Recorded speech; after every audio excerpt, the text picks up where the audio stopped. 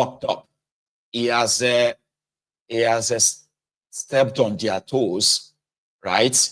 And because they are little men, they feel so kind of like so little, so to say, because they are little men, right? And they are hiding behind a penal code that doesn't really exist to lock a lawyer up in this instance. Did you have something to say about that, though? Listen. Just this month, we witnessed the arrest and detention of Fisayo Soyombo, the veteran journalist who uncovers, corrupt activities in government. He was working on the activities of illegal bunkers in the Niger Delta. And not only was he arrested, his cover was blown by the military, who he had confided in that this was what he was doing. His cover was blown to the oil bunkers. Evidence from preliminary investigation by him, suffices to show that the Navy and the Army are complicit in escorting vessels that steal crude oil. We have been saying this for years now, that crude oil theft is not possible without collusion of state actors. Just recently, Tom Polo himself said that the Navy is complicit, and our country and our economy is battling and struggling. It's important that we holistically, especially the government of President Bola Ahmed Tinubu, commit to fighting crude oil theft in the country, and that journalists like Fisayo must be protected at all costs to do their job, to expose corruption, and to do reporting as they so fit without any form of harassment. Many of us are keenly looking forward to the revelations of the ongoing investigation by Fisayo Soyombo, despite the fact that his investigation has been jeopardized by the military. Us in this, on our end, we had written a petition against crude oil theft in the country several months ago, especially early this year. But up to today, nothing has been done. Series of complaints has been filed against key officers of the Nigerian Navy. Petitions have been filed against them. Nothing has been done in terms of investigating the corrupt activities and collusion on the part of the Navy. The reason why people lobby to go to the Niger Delta, especially the creeks, is because they want to be involved in the lucrative oil bunkering and theft in that region. That we will not need to go to China, we will not need to go to France, we will not need to go to Brazil, we will not need to go to the IMF to borrow money if we're able to prevent crude oil theft in our country. That the president and key stakeholders must commit to preventing crude oil theft. Secondly, the other issue that we are here for is the arrest and detention of Dele Farotimi. Dele Farotimi, a lawyer and a rights activist, and also a political activist in the country, was abducted in Lagos in his office on the instruction of the Nigerian police after our revered father and leader in the legal profession had petitioned that Dele Farotimi in his book defamed him.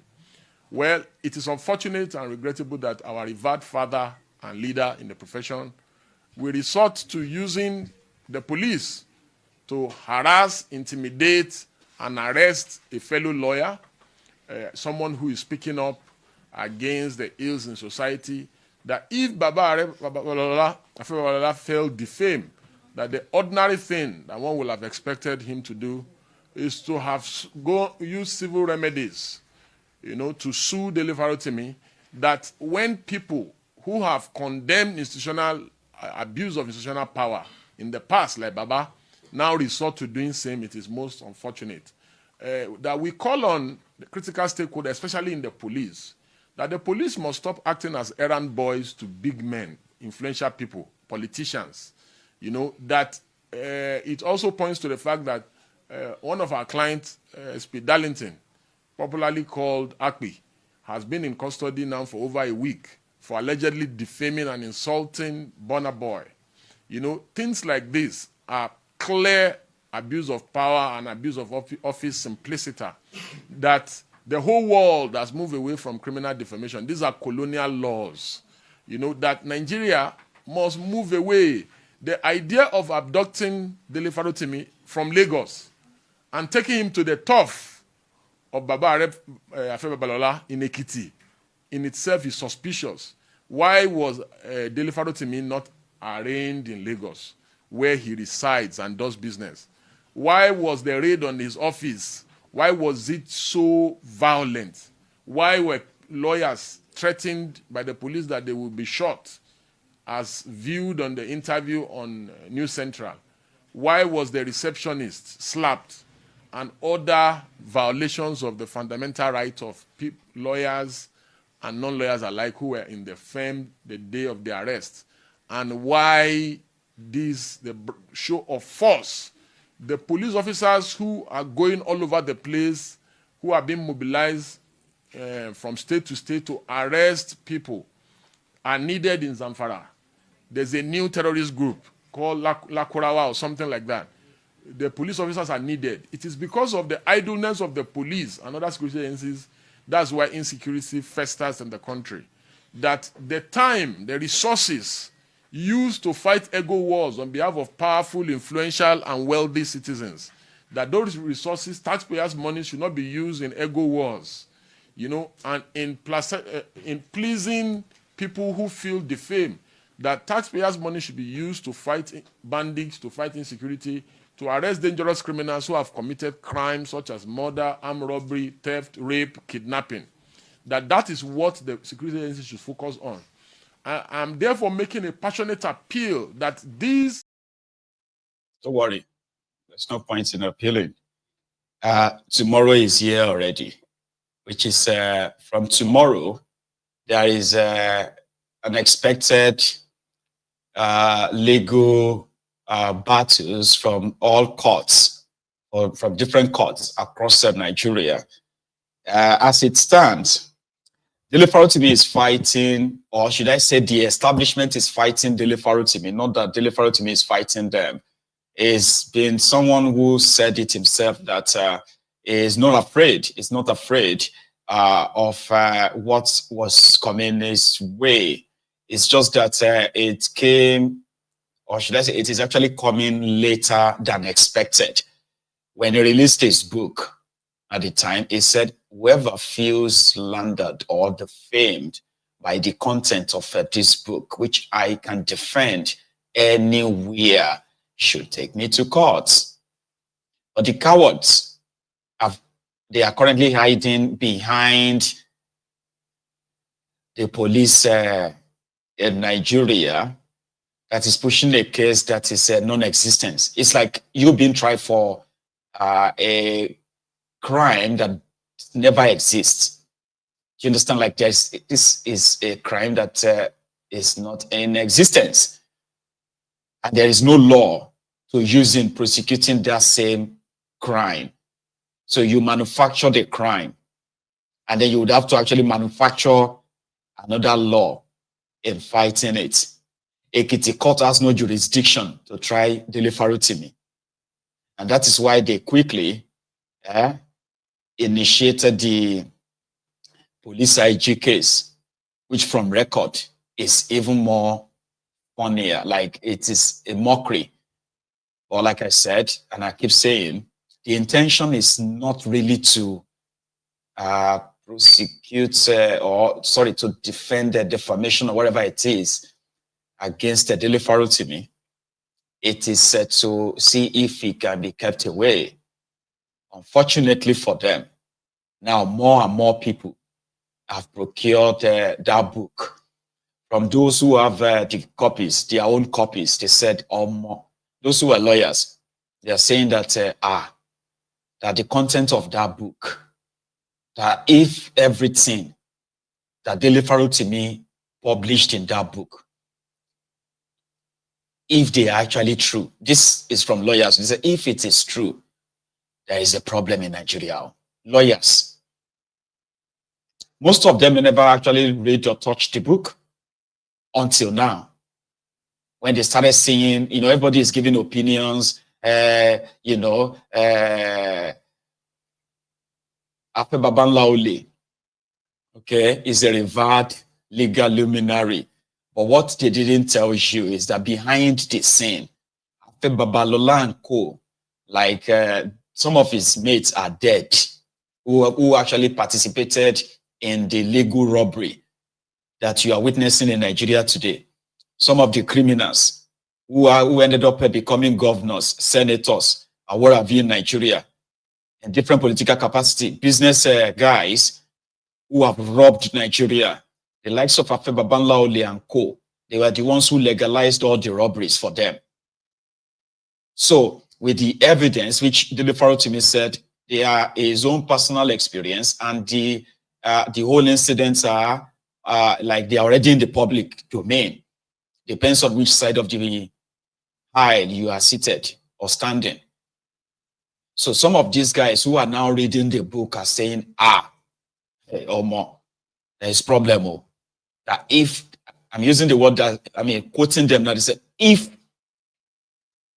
everything that Dele Farotimi published in that book is true about the judiciary in Nigeria, and these are not just like speculations, oh, these are like events that happened, including the names of individuals, judges, lawyers involved, the cases and all that are already like in the public domain, and the role played openly and behind the scene by Afe Babalola and others in Nigeria. Some of these lawyers were like, if all these things are true,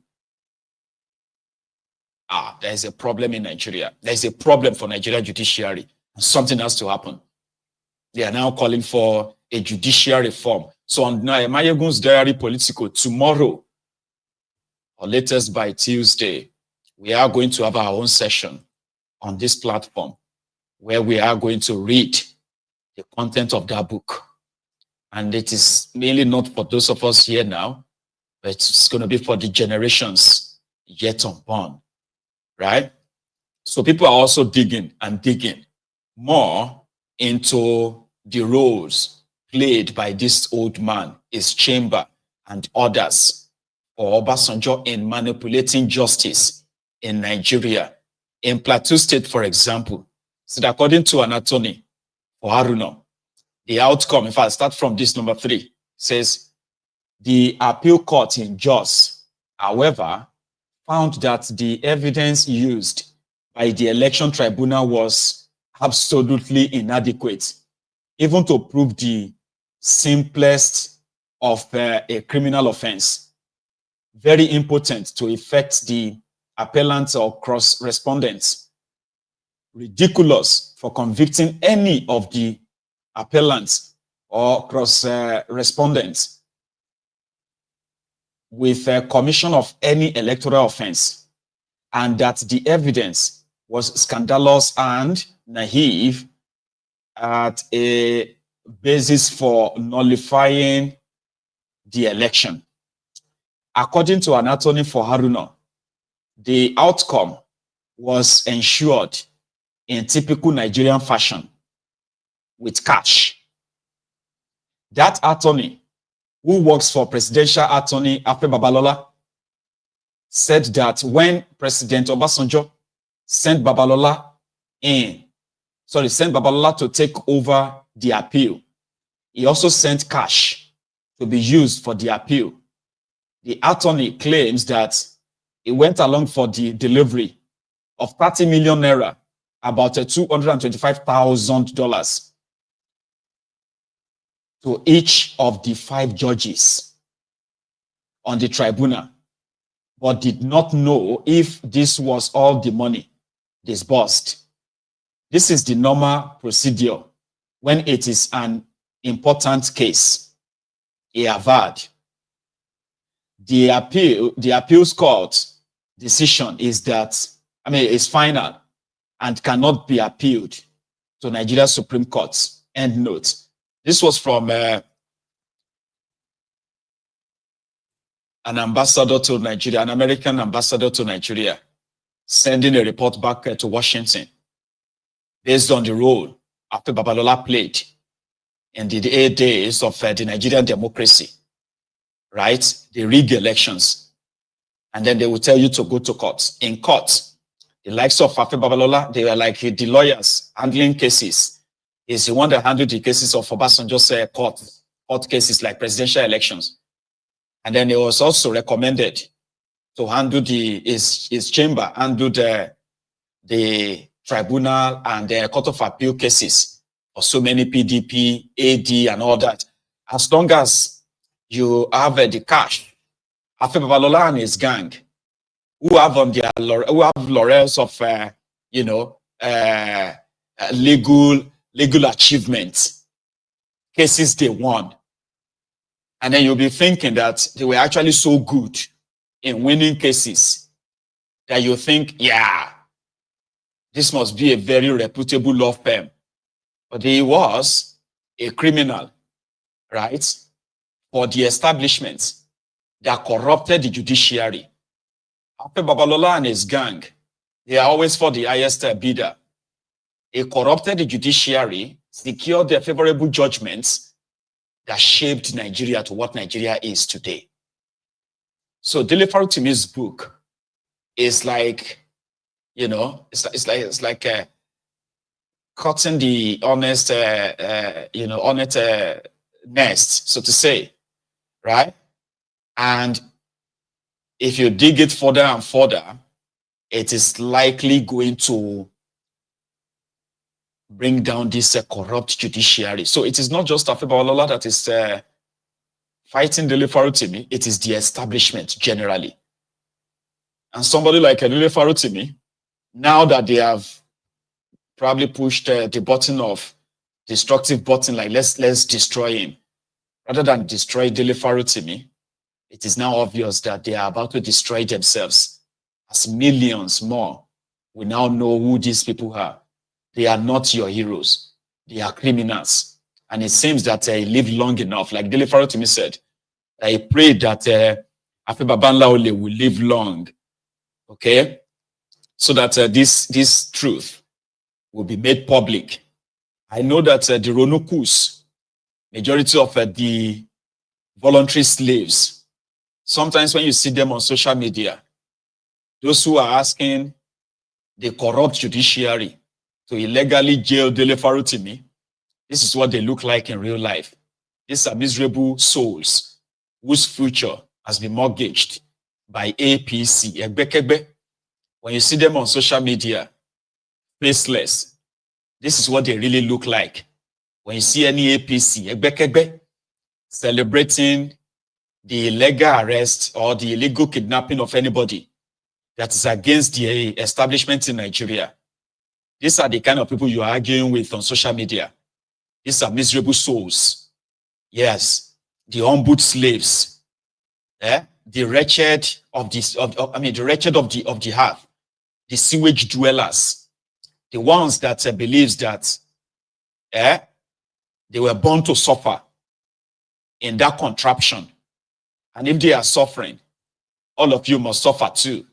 These are the ones that will ask you, when you tell them that a bag of rice was 7,500 naira before these Olori Brukus hijacked power in Nigeria, their future has been mortgaged to start with. All right? These are the ones that will tell you that must you eat rice. If you tell them that companies and businesses are leaving Nigeria, these are the unfortunate souls that will tell you that it's because they cannot compete. And if you tell them that Nigerian Naira has lost so much value, these are the people that will tell you that it was looted by PDP, right? So when you go on social media and you suddenly see these unfortunate souls asking you stupid questions or accusing you of hating Nigeria, this is what they look like. I'm showing you these faces so that some of you will really easily get triggered, angry, because you are wondering, how could any sane person, young person in Nigeria be defending APC? This is who they are. Once you give them a 1,000 naira for the charge card, or you actually upgrade them and give them a 50,000 naira, they will sell their parents. They would, in fact, they are the real mob. They are the ones who defend APC online. They are miserable, unfortunate, impoverished, and They are comfortable with the way everybody is probably going to become them too. They are the ones who want to, whoever is exposing APC, to either get kidnapped, killed, jailed, because to them, right, they have been unfortunate. And why should anybody be fortunate when they are unfortunate? So when you see APC, any APC, or anybody that is defending Tifnumbu online, just remember this image. Please ingrain this image into your mind. These are the people you are arguing with online. These are the sewage dwellers, the sewage rats, the ombudsman slaves, the Lagos Abobakus, the Oshogbo Alimajiris, the crumb eaters, the crumb chasers, the ass lickers, the Olori Brukus that celebrate Nigeria here, the ones that are telling you that the Port Harcourt refinery is working, and the ones that will keep telling you that may Tifnumbu succeed. The same wearies that prayed that may Bokwari succeed. Bokwari should succeed. And then Bokwari succeeded in destroying Nigeria beyond any sort of repair as we speak. And right now, they are waiting for their turn. Yeah, because Nigeria is a turn-by-turn Nigeria Limited. These ones are waiting for their own turn. Maybe they will be councillors. Maybe they will be PAs or SAs to politicians. And they can tell you, right, after taking the Nigerian Naira from 140 Naira to $1, then they took it to 1,760 Naira to $1, only for them to tell you to celebrate that the Naira has now come down to 1,500 Naira to $1. If you fail to celebrate, then they will call you the enemies of Nigeria. The ones that told you or keep trying to force you to believe that a refinery in Port Harcourt is working, but the price of petroleum keeps going up. And on like that, Sha. Remember this image. These are the Olori Brukus that believes that if you criticize any of these guys, expose them, you deserve to be jailed or to be killed. These are people you shouldn't, for any reason, engage online if you really, really have a life yourself. Talking about online, we have others in Abuja, where Wike has sent out a warning. Not warning, it's actually a threat to the senator representing the FCT, Iretikin Jibe. Remember, Philip Aduda, who happened to be the senator representing Abuja since 1999, 24 years as a senator representing Abuja. Obedient movement swept him away last year. And since then, he has become the personal assistant to Werewike in Abuja. So Werewike is asking the Abuja people to what? To return Aduda the next time. Because Aduda is better than Iretikin Jibe. 24 years senator, like representing Abuja. And then Abuja outskirts still look pretty much like, oh God, war zone, right? Probably worse than Syria. So Werewike was having this road. In fact, it was like he wanted to start a road project in one of the outskirts of Abuja in Kubwa. And he used the opportunity to remind the people who rejected the APC in the last election, when they lost the entire Abuja, that they must do everything to return the senator they rejected last year. And then another person was asking him, Werewike, it is time for you to leave this PDP and join APC. All this together in one clip. Let me take you to Abuja, a very, very quick one.